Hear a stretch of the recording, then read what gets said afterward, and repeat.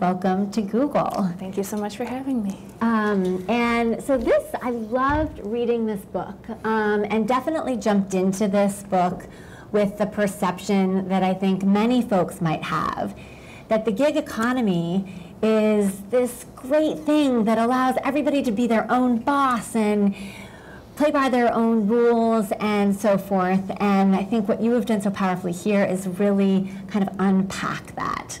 But why don't we, just to kick things off, start with the basics. What is the gig economy? So that is a surprisingly controversial question. Like, people will fight about this for hours because some people think the gig economy is only kind of apps that give out jobs like Uber.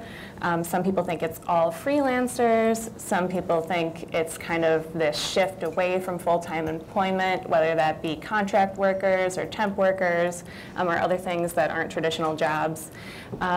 I think it's kind of just a buzzword used to describe kind of this set of companies that came up with this new idea of, like, well, which I said was a new idea. We can control kind of independent work through an app. In the book, I was looking at, like, how does technology impact this kind of long-term trend towards freelance workers. Definitely a little bit more controversial than you would have thought. So, so maybe let's dig in on that technology piece a little bit. So, how have all the advances that we've seen in technology impacted the gigging culture? So let's see, I started kind of getting introduced to this topic and started looking at it when I was a tech blogger, and I was hearing 3 to 4 startups a day pitch me their companies. Maybe there are 3 or 4 of those still around today.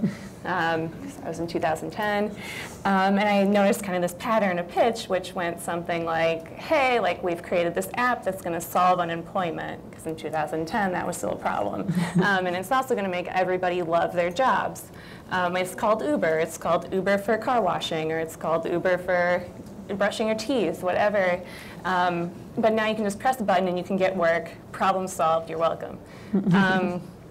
And I think kind of as that played out, and in the book I followed people's and in very different, like, positions within that world and how it plays out for them.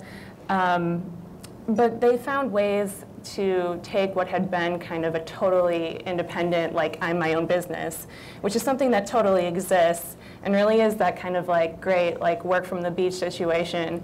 But they found a way to make it, the same classification and still give people the responsibility of being in your own business, but actually in reality kind of manage you a little bit. It's also much easier to hire a freelancer than it's ever been before. There are these online platforms, there's easy ways to search. You can keep track of them. Like, some of these platforms have features where if you hire a freelancer, you can also watch a video of all the hours that they were working for you on their desktop to make sure that they didn't, like, check their email or something while they were supposed to be working for you.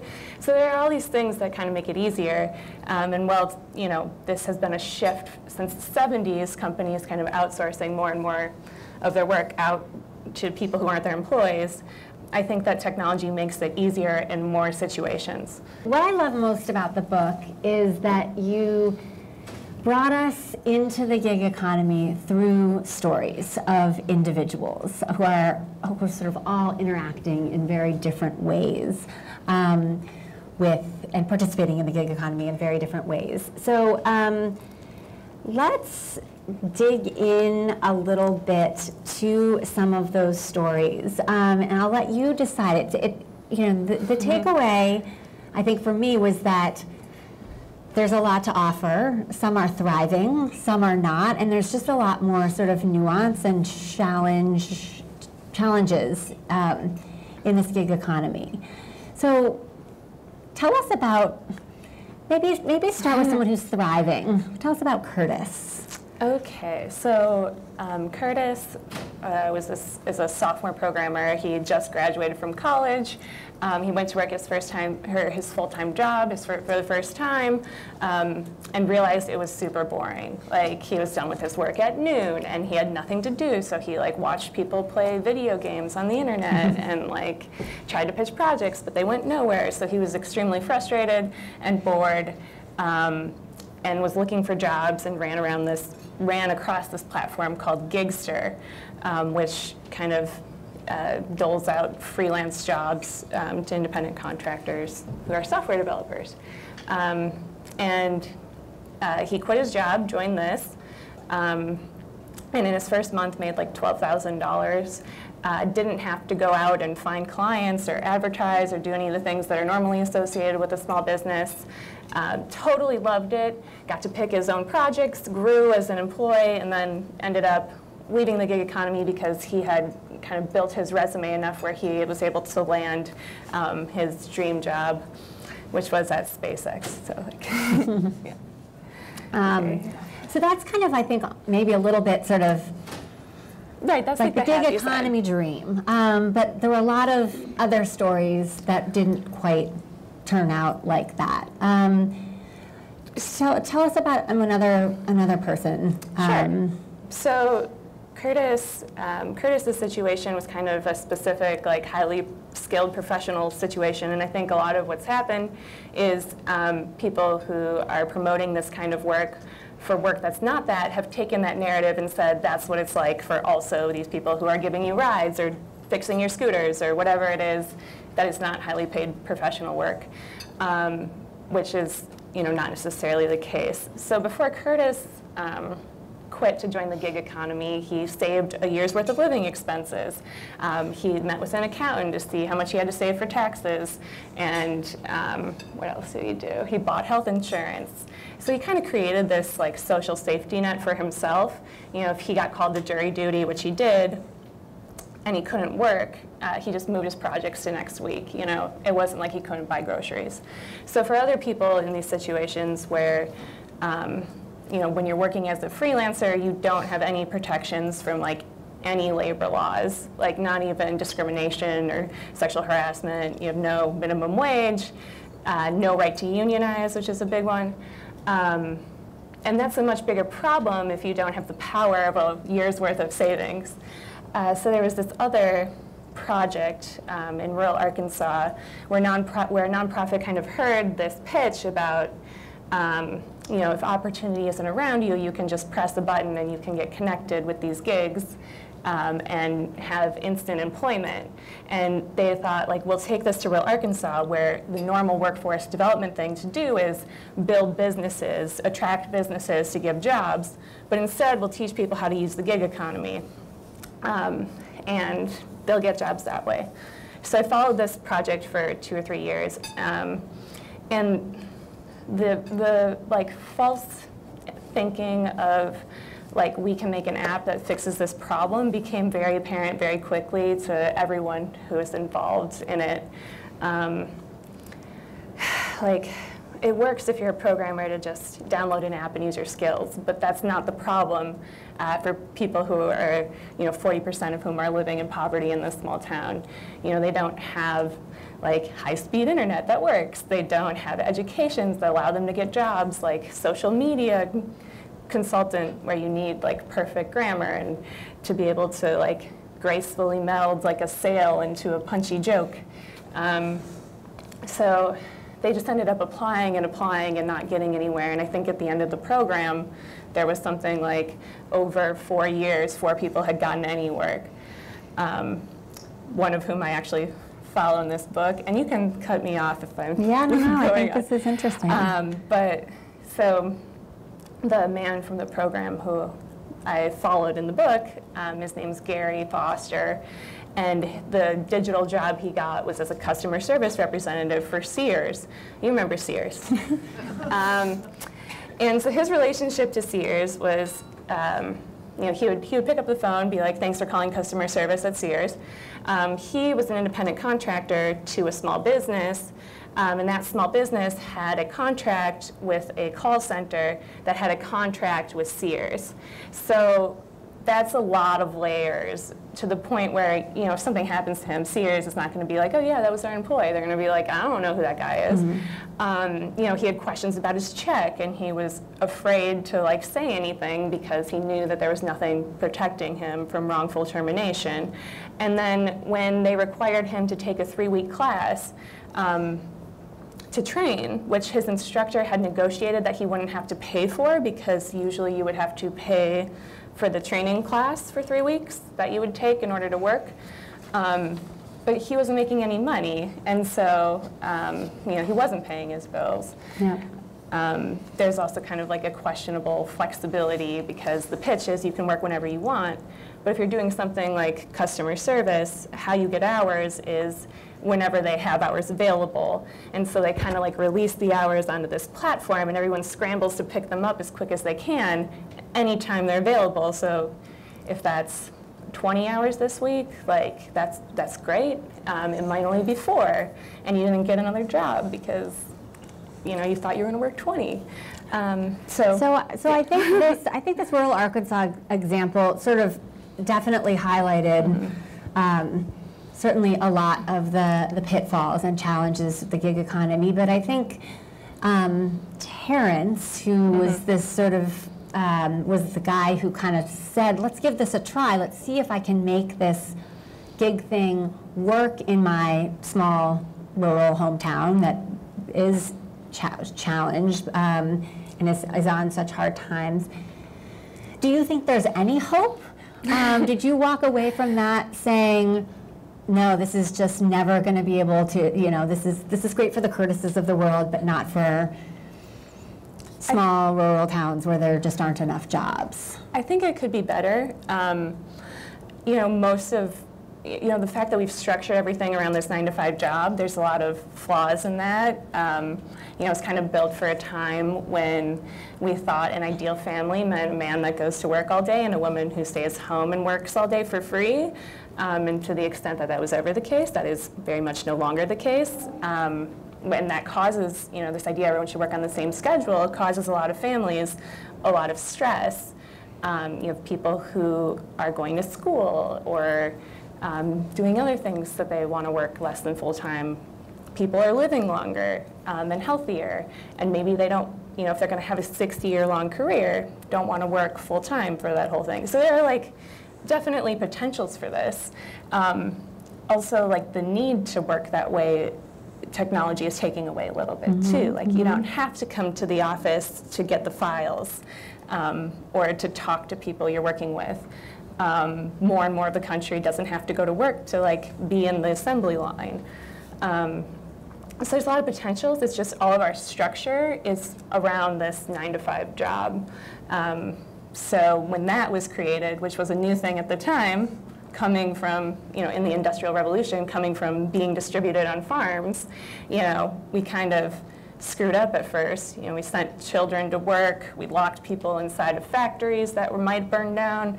Like, it was bad, but then we developed these structures, like labor laws and kind of social benefits that supported it.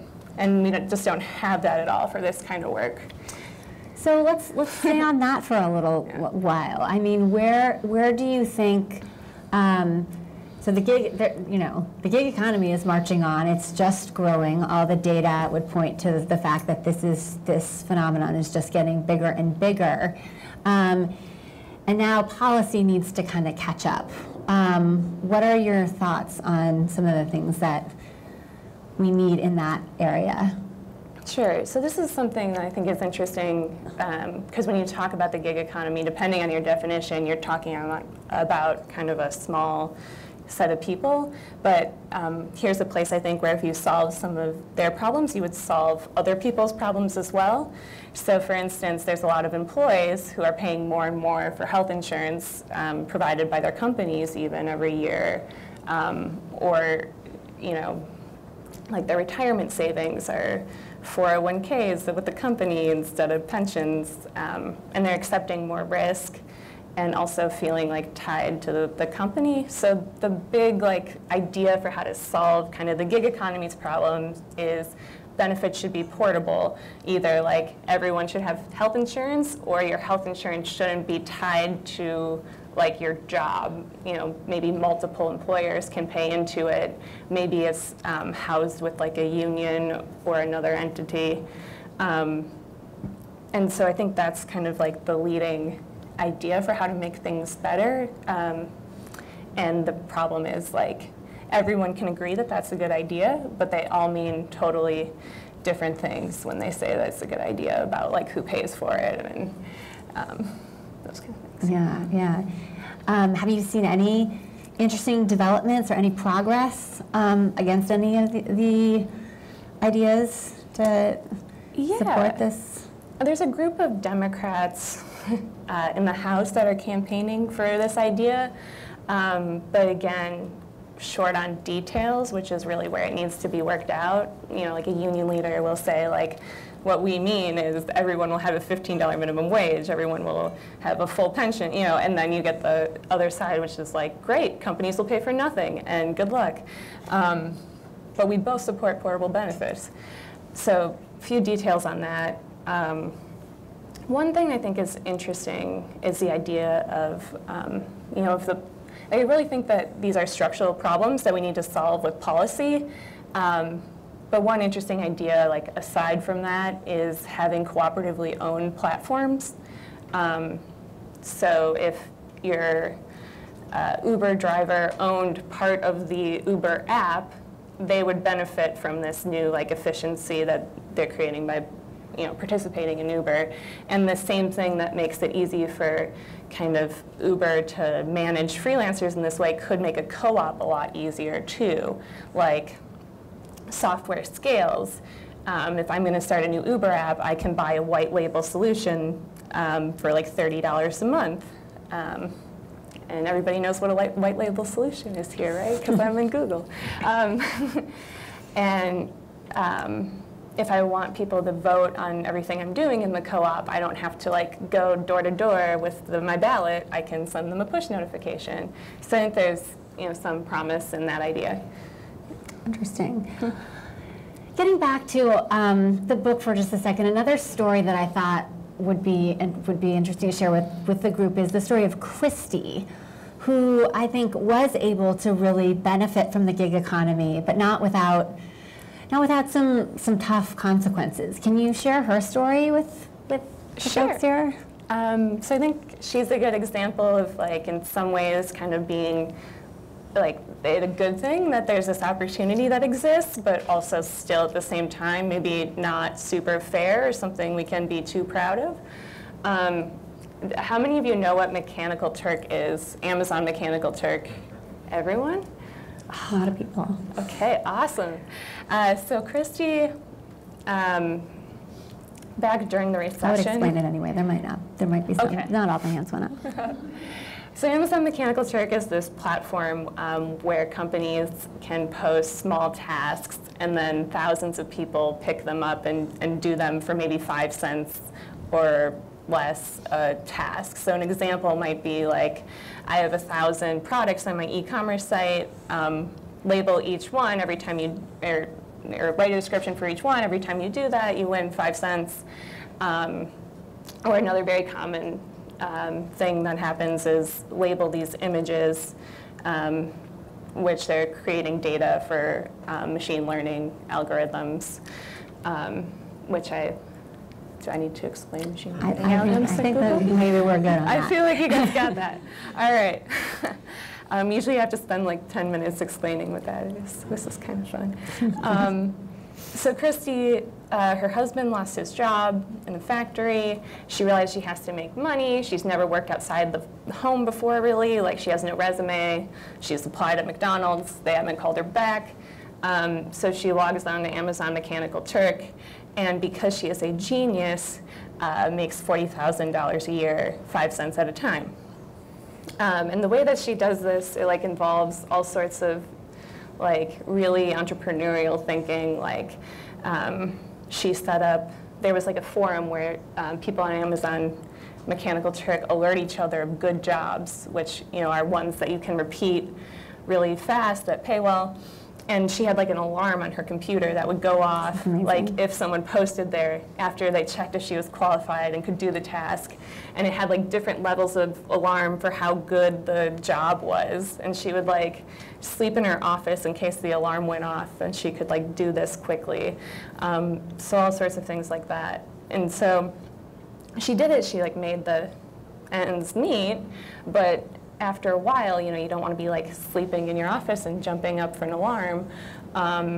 She like developed like a lot of injuries in her wrists and shoulders from like literally sitting at the computer. Like most of this work is very like you have to use a lot of keystrokes and a lot of mouse work, and you know, there's no workers' compensation insurance, so even though her job had hurt her, she had to keep working through it. She couldn't afford the medication to get surgery. So it was just, you know, for me kind of this, okay, great, like there was this opportunity, like I don't know how you would have made this money otherwise, but also like maybe we can do better than this. Yeah. Yeah, a fascinating story of Christy. Let's like zoom out a little bit. You've shared some ideas of how you think you could make gig work a little bit more secure. What about just how is the gig economy impacting our culture? So that's interesting. I think kind of this break away from directly employing your janitor and your bus driver and everything, that's been in the works for a long time. A lot of these apps that are part of the gig economy are also part of the on-demand economy, and certainly there's like a new immediacy with which people expect certain things, or certain people expect certain things. And then people talk about this like kind of surf culture in San Francisco when they talk about the gig economy. What does that mean? Like you have the people who make the apps and the people who work for the apps, and you know, it's become partly because of this labor system where labor is so cheap, and also you only pay for exactly how much you use.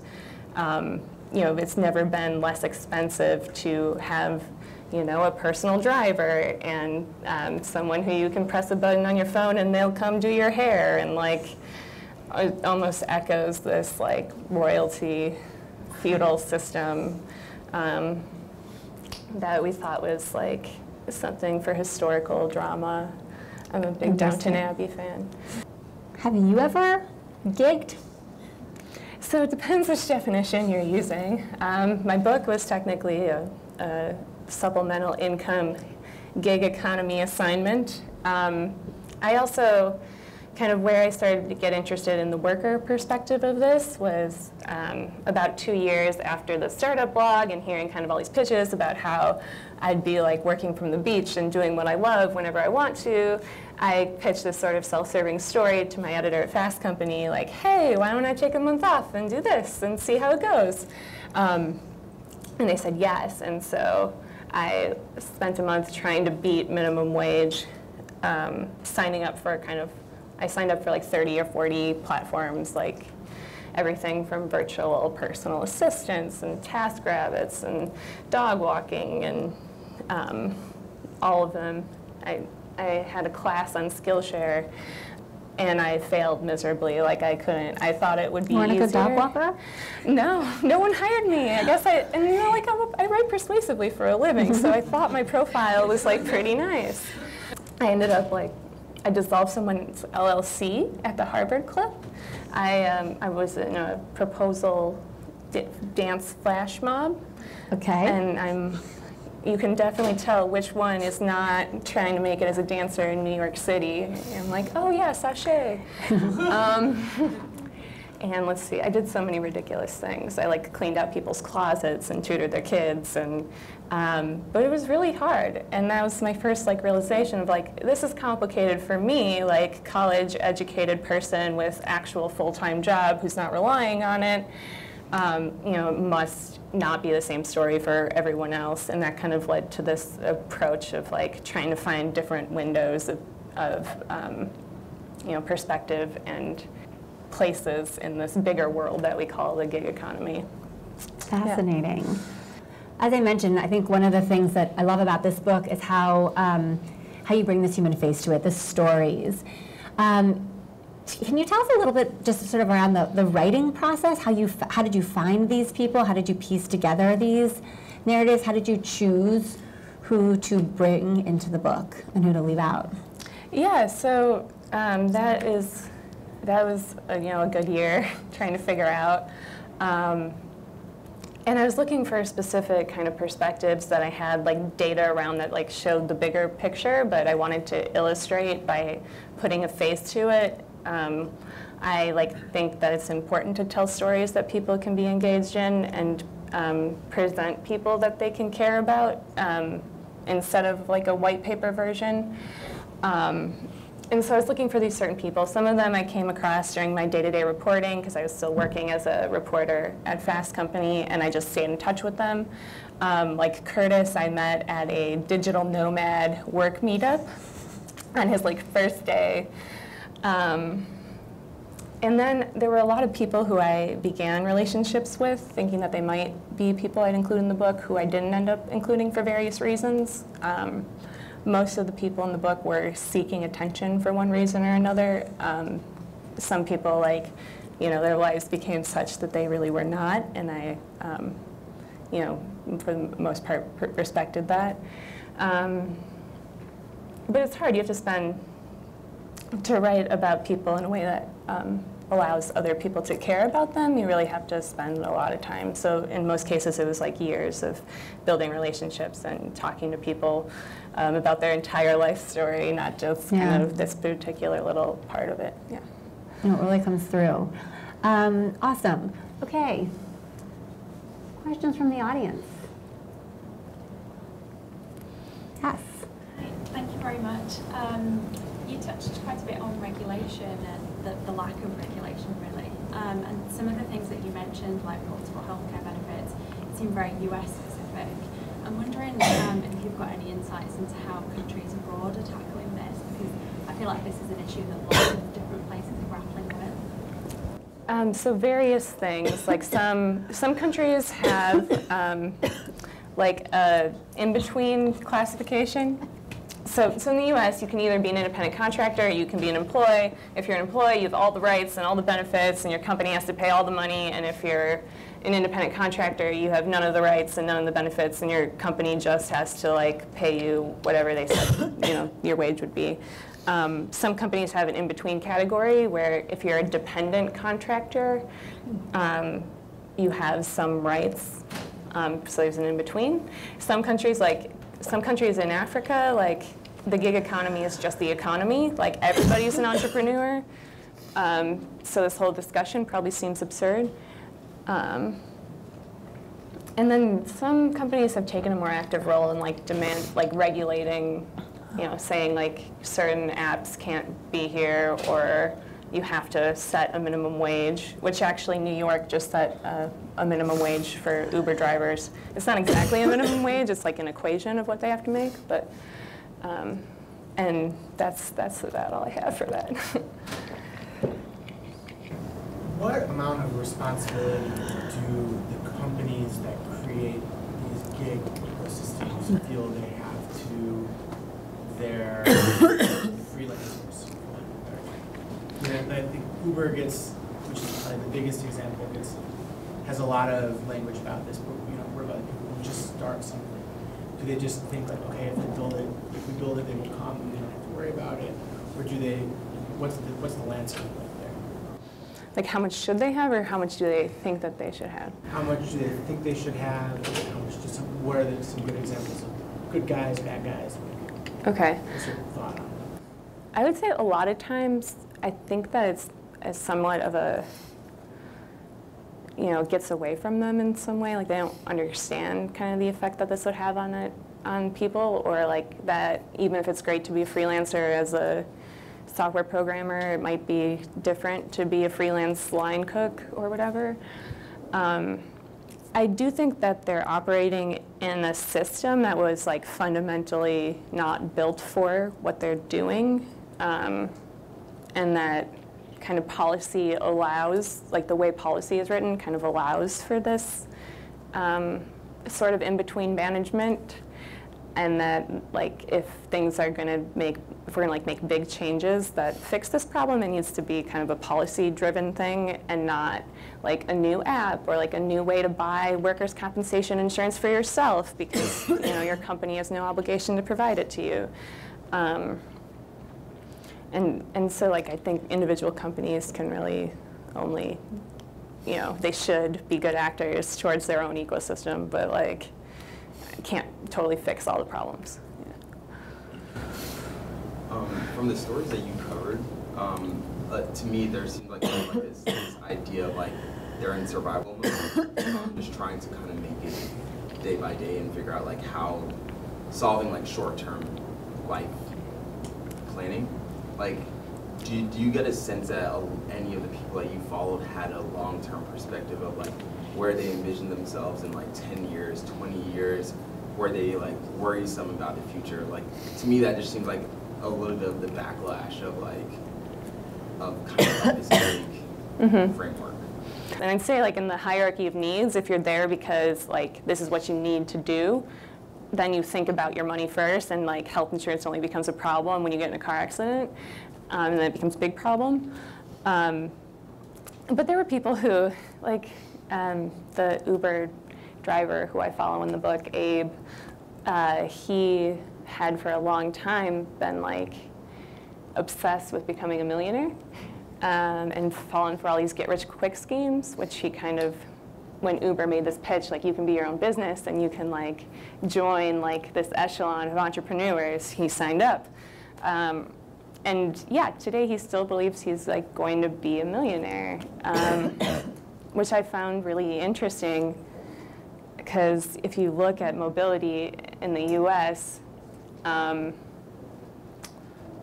and think about why people join get-rich-quick schemes, there's really, like it doesn't feel like if you work hard and you do this, if you're not coming from anywhere, that you're actually going to get ahead. It feels like you need that.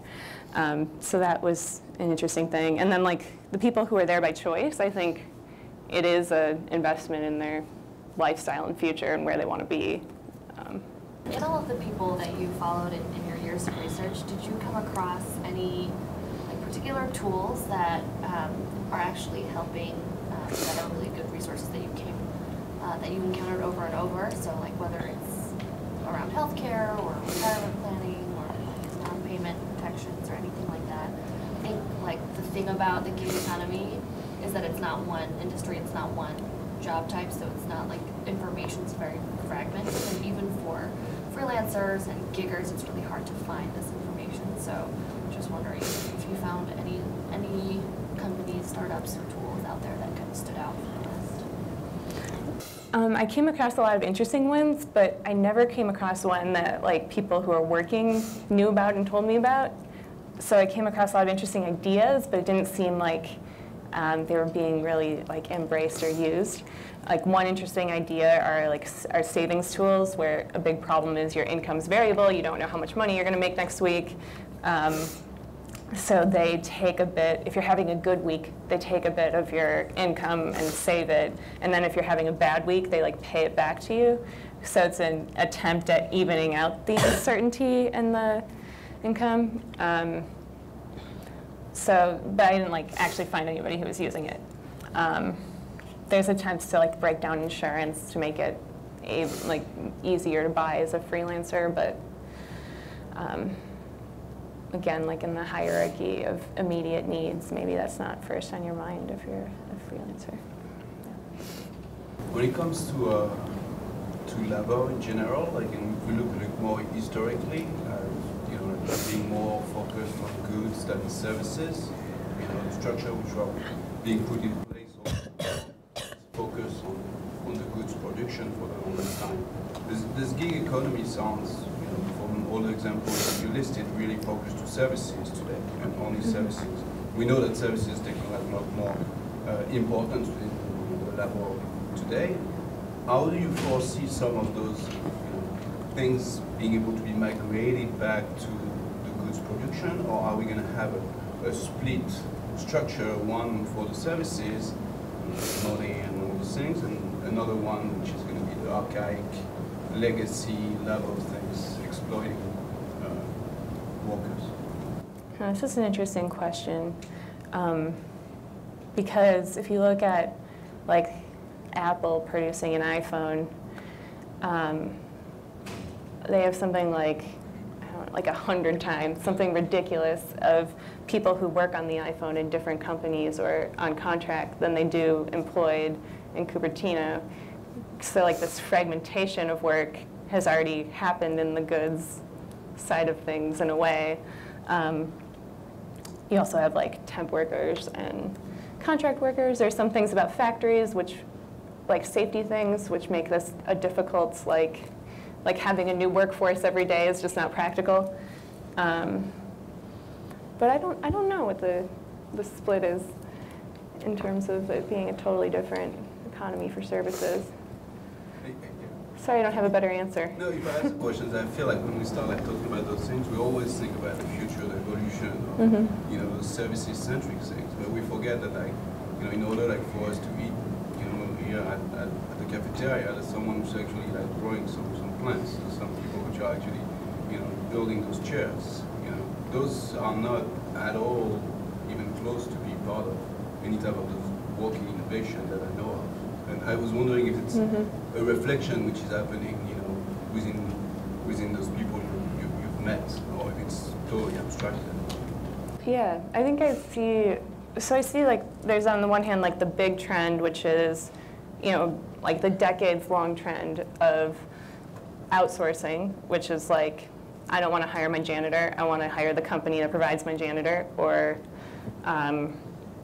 I don't want to hire people directly that work in my field. I'm going to like hire the temp workers to work in my field. And I think if you look at some of these basic things, you'll find it, but it's just what we're paying attention to is like Uber and this like very extreme version of that, which is I'm employing you for like literally when I get in your car to when I leave your car. And so it's almost like a hyper version of that. One of the shifts that the gig economy brought is that you know, workers no longer get training as part of their jobs. How do you find these folks reflect on kind of the upskilling that they have to do all the time? Is this something they pursue on their own? Do they just not pursue jobs that they're not qualified for?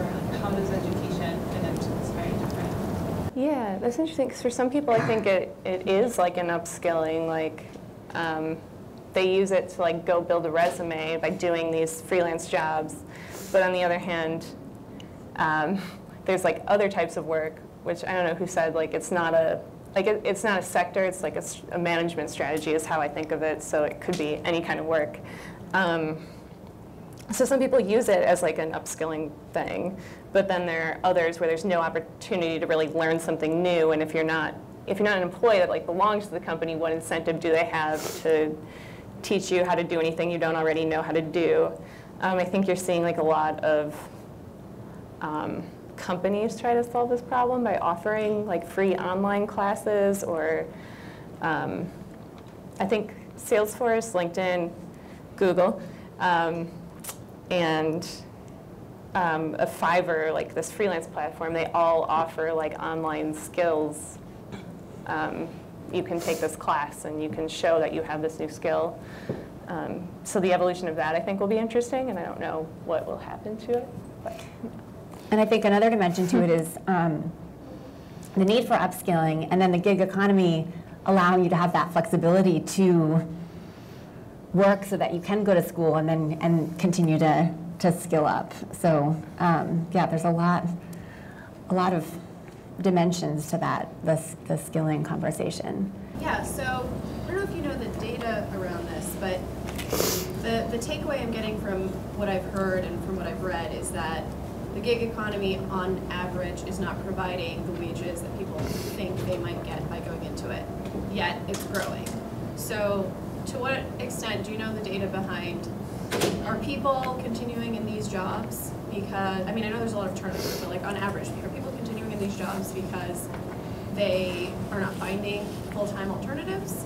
To what extent are people looking for other options, or is it the flexibility is giving them enough value that it offsets the fact that they're not making a lot of money? I think one thing that's interesting about the data is a large portion of people are doing this part-time or like on a supplemental basis, which to me suggests, unemployment is very low, but like what does the quality of those jobs look like, and can people actually make ends meet on a job, or do they have to like do more? I think it's too soon to see data about whether now that unemployment is so low, will like fewer people be freelancers, will fewer people be doing this? But it's an interesting question. I will throw in that as I was preparing for this talk, I came across this stat, which I almost couldn't believe, and I'm curious to get your take on it. In a recent survey commissioned by the online freelancing platform Upwork, and the Freelancers Union shows that the freelance workforce is growing 3 times faster than the overall U.S. workforce, and that the majority of people will be working independently by 2027, just like right around the corner. Yeah, there's so much data, like it's so hard to quantify this. Yeah. Government agencies, different government agencies have suggested that the number of freelancers in the U.S. is anywhere between 10% to 40%. It's a huge delta. So Freelancers Union is asking, have you done freelance work this year? Which is a very different question than the BLS survey asks, was your main job this week of independent contractor work? And to which the person on the other end of the phone says, what's the main job? What's an independent contractor? I don't know if I'm classified as an independent contractor. Can I get you to hang up the phone? Sure. Like, yes, fine, that's what I am, or no, I'm not. So it's hard to tell. Like people fight about this a lot. Like, what is the percentage? And I think it's almost a distracting question. Yeah.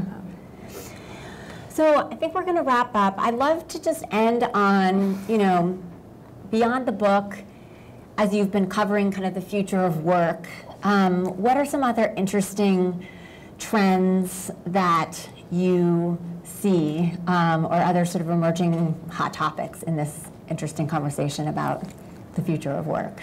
Yeah, so we don't know because it's in the future what will happen, but I think that how will technology change work is an interesting question, just like it was 100 years ago, and it will continue to be.